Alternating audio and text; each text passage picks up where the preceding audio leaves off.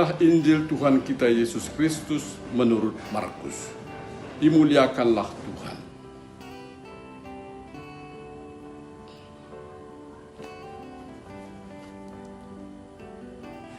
Sesudah Yesus menyeberang lagi dengan perahu, orang banyak berbondong-bondong datang lalu mengerumuni dia. Sedang ia berada di tepi danau, datanglah seorang kepala rumah ibadat yang bernama Yairus. Ketika ia melihat Yesus, tersungkurlah ia di depan kakinya dan memohon dengan sangat kepadanya, "Anakku perempuan sedang sakit, hampir mati. Datanglah kiranya dan letakkanlah tanganmu di atasnya, supaya ia selamat dan tetap hidup." Lalu pergilah Yesus dengan orang itu. Orang banyak berbondong-bondong mengikuti dia dan berdesak-desakan di dekatnya.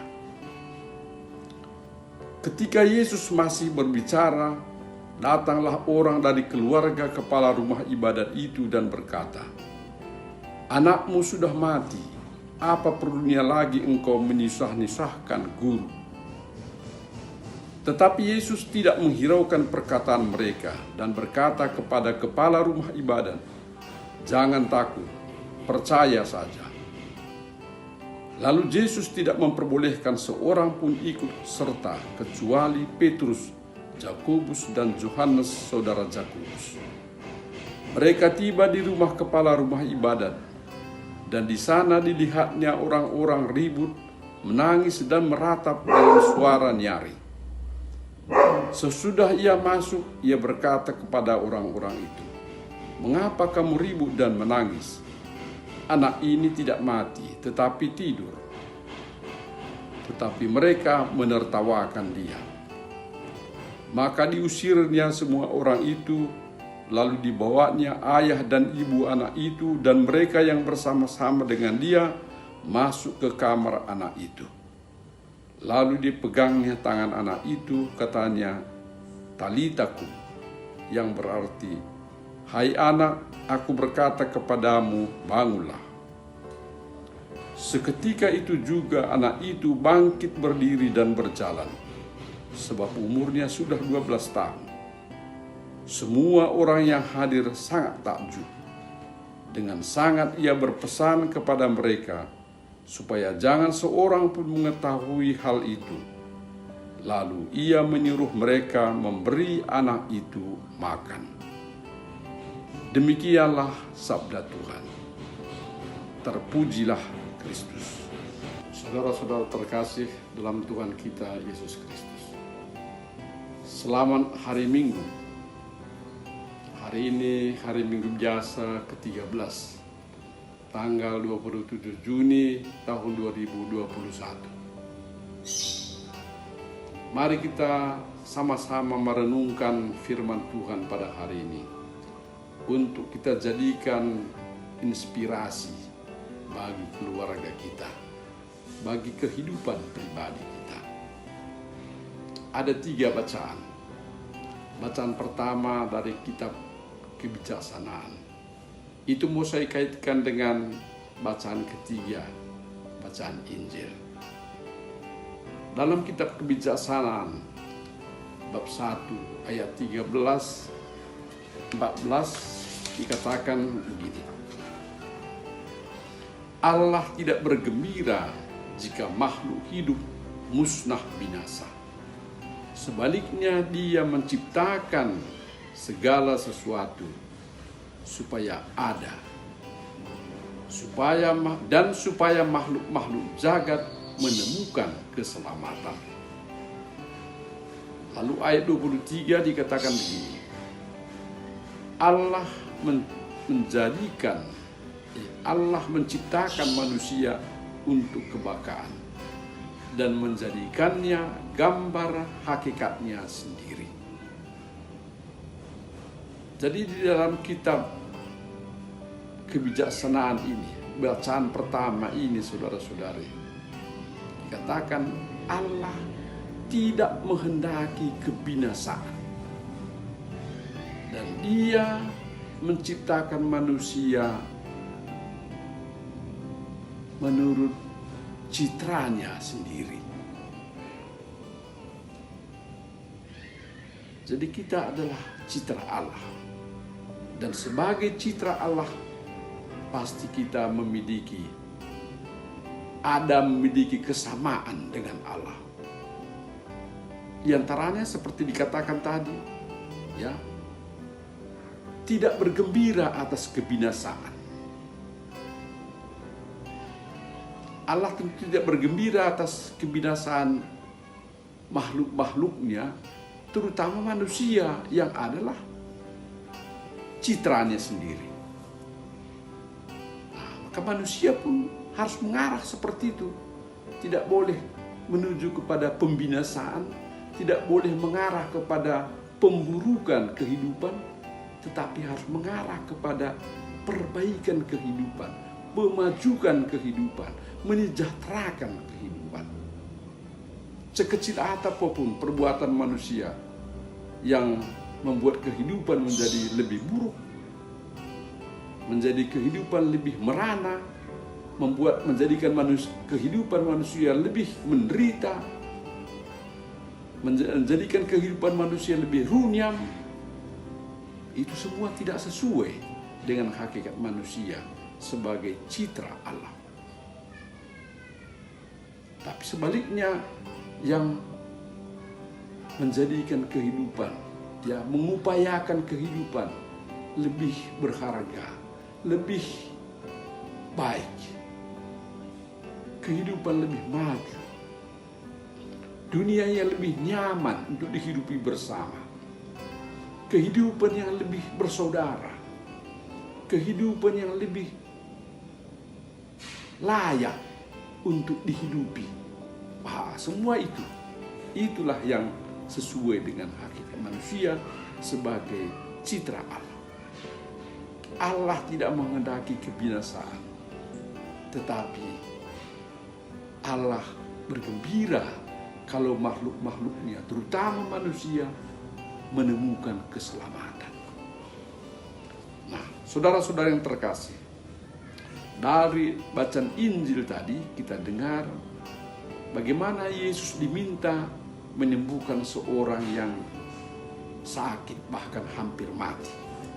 Seorang anak gadis berumur 12 tahun. Bahkan anak itu hampir mati, ya, dan sempat mati. Dan orang-orang tidak percaya bahwa Yesus masih bisa berbuat sesuatu berhadapan dengan kematian itu. Dan ketika Yesus bilang anak ini bukan mati tetapi tidur, orang-orang menertawakan dia. Saudara-saudara, bukankah ini gambaran pengalaman kita semua? Ketika kita mengalami seperti tak berdaya, seperti mati, mengalami begitu banyak masalah yang mendera kehidupan kita. Ya, sekarang masa pandemi, ya, kita hadapi begitu banyak persoalan, penyakit, kematian. Dan kita pun akhirnya menjadi bisa seperti mati. Tak berdaya, putus asa, patah semangat. Dan kalau kita misalnya mau bangkit pun seperti orang-orang sudah menertawakan kita. Apa yang bisa dibuat dia dalam keadaan seperti itu? Jangan-jangan kita sendiri sudah menertawakan diri kita. Nggak pede lagi dengan begitu banyaknya masalah. Ya, ketakberdayaan kita, kerapuhan keluarga kita. Seperti mati, patah semangat, tak ada harapan lagi. Yesus tadi berkata, saudara-saudari, jangan takut, percaya saja. Allah tidak mau kebinasaan. Allah mau dalam sesulit apapun situasi, serunyam apapun situasi, kita bangkit lagi. Dia mau membangkitkan kita lagi. Selama kita masih dalam kehidupan di dunia ini, kita masih punya kesempatan. Sesulit apapun situasinya, Allah tidak menghendaki kebinasaan. Allah mau membangkitkan kita. Allah mau kita bangkit untuk meneruskan kehidupan, untuk makin melanjutkan kehidupan sesulit yang ada, tetapi Allah mendukung kita untuk memperbaiki, untuk memajukan lagi kehidupan itu. Dalam keluarga pun saudara-saudari, semangat seperti itu sungguh-sungguh harus kita perhatikan dan itu harus kita upayakan. Jangan sempat kita hanya melihat kekurangan-kekurangan pada pasangan kita. Kalau kita hanya melihat kekurangan-kekurangan itu berarti kita dalam proses mematikan itu, saudara-saudara. Dalam proses tidak menghargai kehidupan itu. Padahal begitu banyak hal-hal yang baik yang bisa kita lihat asal kita mau. Begitu banyak kebaikan yang bisa kita syukuri yang mereka miliki.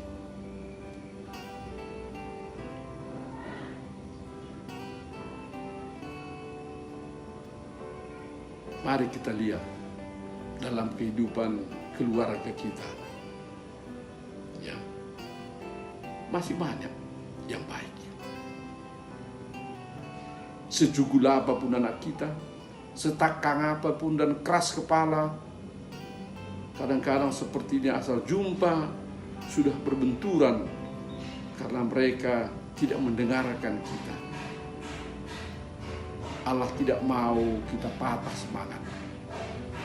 Allah mau kita tetap melanjutkan upaya, menemukan jalan untuk akhirnya memberi semangat kehidupan itu. Sekarang ini saudara-saudari adalah tahun Santo Joseph. Mari kita teladani satu sifat yang baik dari Santo Joseph ini. Dia disebut silent saint, orang kudus yang diam. Orang kudus yang tidak banyak ngomong, tetapi berbuat nyata. Tidak banyak diceritakan tentang Santo Yusuf di kitab suci, saudara-saudari. Tetapi dialah pemelihara keluarga Nazaret. Dialah pemelihara keluarga kudus, Yesus dan Maria. Dia adalah silent saint. Kalau kita seorang bapak, kaum bapak, banyak juga yang pandai berkata-kata, bagus itu. Bagus juga itu, bernilai juga itu. Tetapi terutama perbuatlah yang nyata, yang baik. Untuk membela kehidupan, makin memajukan kehidupan, berupaya untuk semakin membuat kehidupan yang lebih baik dan menjauhkan diri dari hal-hal yang makin merusak kehidupan, yang makin menyuramkan kehidupan keluarga, makin menyuramkan kehidupan bersama di tengah-tengah masyarakat. Amin.